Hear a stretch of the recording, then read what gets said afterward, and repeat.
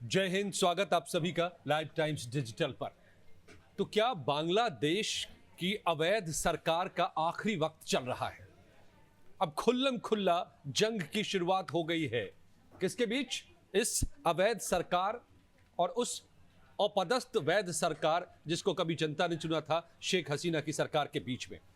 अब ये मैं क्यों कह रहा हूं, इसके पीछे बड़ी खबर इस वक्त की आ रही है, वो मैं आपको बताऊंगा सबसे पहले कि कैसे शेख हसीना ने अब खुल्लम खुल्ला मोहम्मद यूनुस को चुनौती दे दी है, चैलेंज कर दिया है और कह दिया है कि आ रही हूं मैं बांग्लादेश और इस आतंक परस्त सरकार का सफाया करूंगी।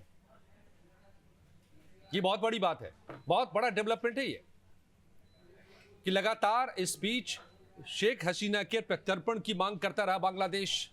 भारत से को एक नोट भी भेजा था कि आप हमें वापस कर दीजिए, प्रत्यर्पित कर दीजिए, शेख हसीना को हमारे देश वापस भेज दीजिए। भारत ने कोई जवाब नहीं दिया सिवाय इसके कि हाँ भाई मुझे मिला है, आपने कुछ भेजा है, ओके फाइन, दैट्स इट।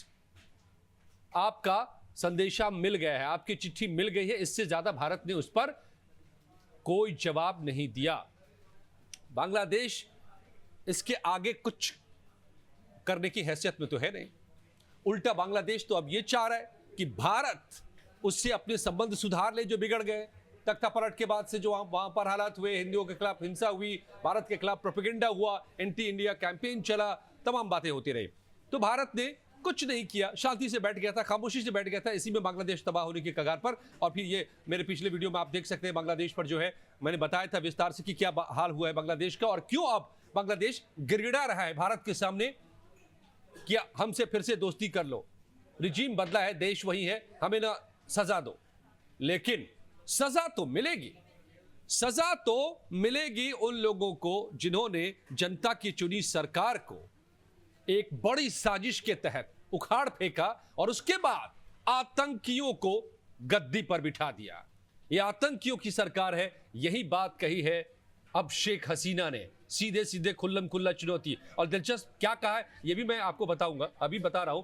लेकिन दिलचस्प यह भी है कि एक दिन पहले ही बांग्लादेश ने गुजारिश की थी, मिन्नत की थी भारत से, एक लेख के जरिए, एक भारत की प्रसिद्ध डेली में, कि आप ठीक है लौटाओगे नहीं तो कम से कम थोड़ा सा उन पर पाबंदी लगा दो प्लीज, ताकि हमारी भी फेस सेविंग हो जाएगी बांग्लादेश में कि आपने कुछ किया, कि वो भारत से पॉलिटिक्स न करे। और ठीक एक दिन बाद ये खबर आ रही है दोस्तों, समझ लीजिए कि मैं इस बांग्लादेश की आतंक परस्त सरकार को उखाड़ फेंकूंगी। ये अवैध सरकार है, सीधे सीधे शेख हसीना ने कहा है। क्या कहा है सुनिए। अब आवामी लीग के कार्यकर्ताओं को ऑनलाइन संबोधन में हसीना ने कहा है कि यूनुस को सरकार चलाने का कोई तजुर्बा नहीं है, कोई अनुभव नहीं है, उनको पता नहीं है कि सरकार कैसे चलाते हैं। सभी जांच एजेंसियों को उन्होंने भंग कर दिया है, लोगों की हत्या करने के लिए आतंकियों को छोड़ दिया है। अब ये किन आतंकियों को छोड़ा है ये भी लिस्ट मेरे पास है, मैं आपको वो भी बताने जा रहा हूं। लेकिन पहले क्या कहा है शेख हसीना ने, सीधे सीधे चुनौती कैसे दी है। कहा है कि सभी जांच एजेंसियों को भंग कर दिया, लोगों की हत्या करने के लिए आतंकियों को छोड़ दिया, वो बांग्लादेश को नष्ट कर रहे हैं, तबाह कर रहे हैं। हम बार बार आपको यही कह रहे थे कि बांग्लादेश को तबाह कर रहे हैं और फैक्ट के साथ हम बताते रहे, हम आतंकवादियों की इस सरकार को उखाड़ फेंकेंगे इंशाअल्लाह। ये अल्फाज हैं शेख हसीना के। अब समझिए जरा इसके क्या मायने हैं। शेख हसीना को जिन हालातों में भारत में आकर शरण लेना पड़ा था, उन्होंने यह भी कहा है हाल ही कुछ दिनों पहले 5 फरवरी को अपने ऑनलाइन संबोधन में अपने छात्र इकाई को, कि अगर मैं आधे घंटे और देर करती वहां से निकलने में तो मैं मारी जाती। और हमने देखा था, तस्वीरें आ गई थी कैसे घुस गए थे, बड़ी ताकतें काम कर रही थी। हम आपको बार बार बता चुके हैं, मेरे पिछले वीडियोस को देख लीजिएगा जो बांग्लादेश से जुड़े हुए हैं। तो और क्या हुआ, जो कह रहे आतंकियों की सरकार को उखाड़ फेंकेंगे, इन्होंने आतंकियों को छोड़ा है, आतंक के रास्ते पर बांग्लादेश को डाल रहे हैं, तबाह कर रहे हैं। अब उसके फैक्ट को देखिए। यह भी मैं इस बयान के बाद बांग्लादेश में इस वक्त की जो सरकार है अंतरिम मोहम्मद यूनुस की, तिलमिला उठी है और तुरंत उसका रिएक्शन आया है। मुख्य सलाहकार यूनुस के प्रेस सचिव हैं शफीकुल आलम, उन्होंने मीडिया ब्रीफिंग दी है और मिमियाते हुए कहा है कि हमारी पहली प्राथमिकता है शेख हसीना का प्रत्यर्पण। कभी नहीं होने वाला है। इंडियन आर्मी चीफ ने कह दिया है कि कोई भी बात बांग्लादेश से तभी होगी ना जब वहां पर सरकार होगी। अभी तो सरकार ही नहीं है, चुनी हुई सरकार जब होगी तो बातें होंगी। एक लाइन में ड्रॉ कर दिया, वहां के आर्मी से हमारा संबंध है, अच्छा रहा है, अच्छा है। सरकार जब चुनी जाएगी तो बात होगी। तो इस वक्त जो सरकार है वो है ही नहीं, क्योंकि जनता ने चुना नहीं है उसे। वो तो कुछ लोगों ने जबरन कब्जा कर लिया, तो उससे बात क्या करनी है। तो इस सरकार ने, इस वक्त की सरकार ने अगर ये मांग, प्रत्यर्पण की मांग वो करते रहे, ऐसा होने वाला नहीं है। चलिए, ये तो हुआ कि क्या शेख हसीना ने कहा और क्या उसका रिएक्शन आया है। अब जो बात शेख हसीना ने कही है कि कैसे आतंक के रास्ते पर बांग्लादेश को धकेला जा रहा है, मेरे किसी भी वीडियोज में आप देख सकते हैं। और मैं फिर से एक बार आपको बता देता हूं जो मैंने पहले भी बताया था। 5 अगस्त याद कीजिए 2024 को तख्ता पलट हुआ, शेख हसीना भारत आई।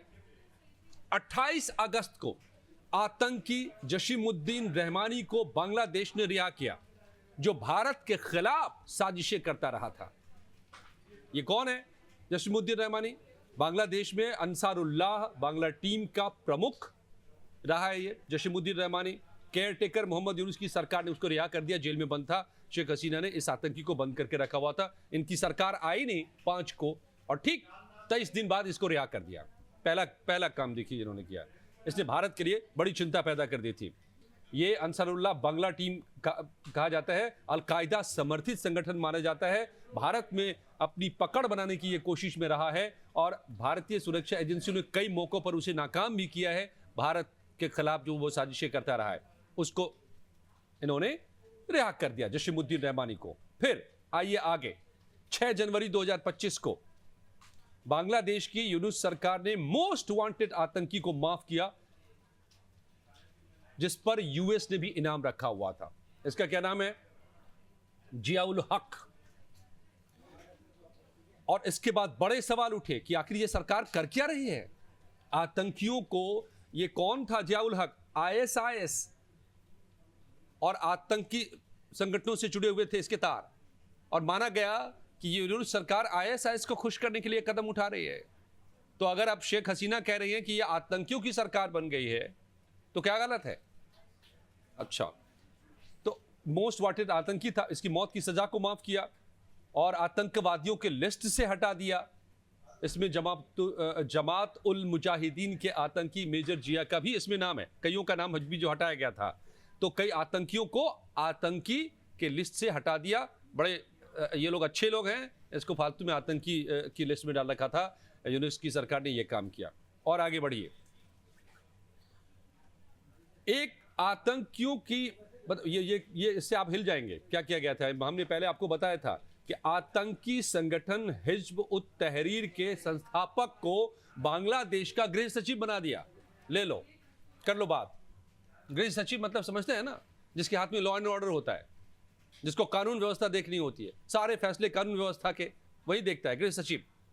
होम सेक्रेटरी किसी भी देश में, किसी भी राज्य में, बांग्लादेश में भी यही है, हमारे यहां भी यही है।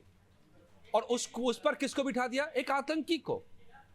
अब जरा अंदाजा लगाइए कि एक आतंकी अगर कानून व्यवस्था देखेगा तो वो कैसी व्यवस्था बनाएगा? कानून की, आतंकियों की व्यवस्था बनाएगा। वो आतंकियों की फैक्ट्री लगाएगा जगह जगह पर। वो पुलिस के थानों में आतंकियों को बिठाना शुरू करेगा। और यही पूरी कोशिश चलती रही थी। ये भी हमने देखा है पिछले अगस्त से लेकर के अब तक। वहां पर पाकिस्तानी आर्मी से ट्रेनिंग, तमाम आतंकियों को छोड़ करके वहां आतंक के फ्रंट खोलना, भारत में आतंकियों को घुसाना, सब काम शुरू हो गया था जनाब। ये कुछ हवाई बातें नहीं है, और ये तो मैं फैक्ट बता रहा हूं आपको। ये कौन है? हिज्ब उत तहरीर का संस्थापक, ये भी समझिए। ढाका यूनिवर्सिटी का ये प्रोफेसर रहा कभी, प्रोफेसर सैयद गुलाम मौला के निर्देशन में नसीमुल गनी और कावसर शहबाज ने इस आउटफिट की स्थापना की थी, हिज्ब उत तहरीर। और इतना ही नहीं, महफूज आलम नाम का एक हिज्ब उत तहरीर से जुड़ा रहा है, जो काफी करीबी इस अभी की सरकार में है। तो ये जो इतने हमने 4-5 नाम आपको गिनाए, ये सब आतंकी थे, बंद थे जेलों में। यूएस तक ने इन पर इनाम रखा था। भारत की सुरक्षा एजेंसियां इन्हें तलाश रही थी। इन सब को रिहा करके और इनको पद तक दे दिया गया। मंशा ये थी कि आतंक की फैक्ट्री यहां पर लगाना, पाकिस्तान से की आर्मी से ट्रेनिंग दिलवाना, जो कि दिलवाया जा रहा है वहां पर, और आतंक की एक वही फैक्ट्री यहां पर पैदा करना जो पाकिस्तान में अब तक चलता रहा था। और इसीलिए जब आज शेख हसीना कह रही हैं कि इस आतंक परस्त सरकार को मैं उखाड़ फेंकूंगी इंशाअल्लाह, तो मैं कह रहा हूं आपको कि ये अब सीधी जंग आर पार की शुरू हो गई है। और मैं इसलिए कह रहा हूं कि इस सरकार, जो बिना चुनी हुई सरकार है, तख्ता पलट से आई है, उसके आखिरी दिन अब शुरू हो गए हैं। इससे पहले ही आप ठीक कल के मेरे वीडियो को देख लीजिए, मैंने बताया है कि कैसे अब बांग्लादेश मिमिया रहा है, गिड़गिड़ा रहा है, यहां तक कि सार्क में बिना पाकिस्तान, भारत सार्क को एक्टिवेट नहीं करना चाह रहा था, पाकिस्तान के साथ कोई भी किस्म का की बातचीत या कारोबार करने को तैयार अब भारत नहीं है।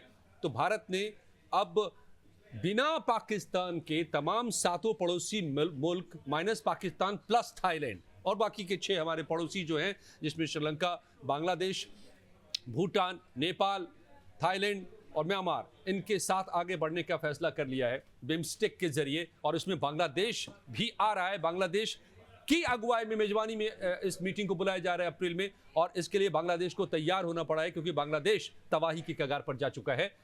और अब अगर बांग्लादेश गुजारिश कर रहा है कि बोलिए शेख हसीना को वो वहां से न पॉलिटिक्स करे, और ठीक उसके 24 घंटे के अंदर शेख हसीना ललकार रही हैं कि मैं आ रही हूं बांग्लादेश और इस आतंक परस्त सरकार को उखाड़ फेंकूंगी, तो अब समझ जाइए कि हो चल क्या रहा है और होने क्या वाला है आने वाले दिनों में। तो इसीलिए आर पार की जंग शुरू, और भारत का स्टैंड साफ है कि जब तक चुनी हुई सरकार नहीं होगी तब तक कोई बातचीत होगी ही नहीं। इस सरकार की वैलिडिटी को सीधे तौर पर डिप्लोमेटिकली नहीं नकारा गया है, लेकिन आर्मी के द्वारा कहलवा दिया गया है। संदेश साफ है। तो आपको क्या लगता है कि जाना चाहिए इस सरकार को, जिसने तख्ता पलट के जरिए आतंकियों को छोड़कर, आतंकियों की मदद से, डीप स्टेट की मदद से, पाकिस्तान की मदद से वहां पर सत्ता कायम की है? और जनता को मौका मिलना चाहिए, बांग्लादेश की जनता को, कि चुने वो अपनी सरकार को, और तब तय हो कि शेख हसीना का क्या होना है। जनता तय करे, ये लोग साजिश करने वाले ना तय करें। आपकी क्या राय है हमें जरूर बताइए। वीडियो पसंद आई हो तो लाइक कीजिए, शेयर कीजिए, सब्सक्राइब कीजिए चैनल को। धन्यवाद।